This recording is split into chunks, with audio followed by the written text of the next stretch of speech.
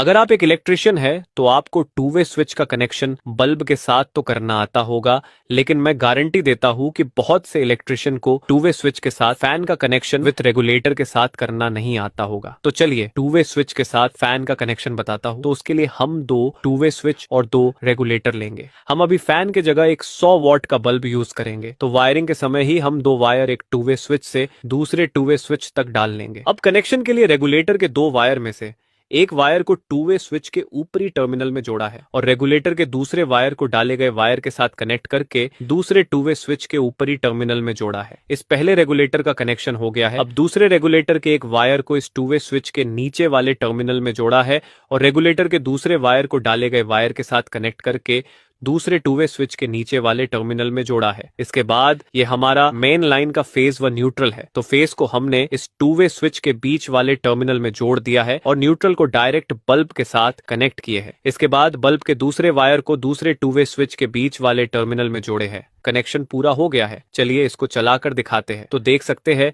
ये बल्ब दोनों स्विच से बंद चालू हो रहा है, साथ ही इस रेगुलेटर से भी धीमा तेज हो रहा है और दूसरे रेगुलेटर से भी धीमा तेज हो रहा है। तो दोस्तों अब आपको कोई फैन को टू वे स्विच से जोड़ने को बोले तो आप ऐसे ही कनेक्शन कर सकते हैं।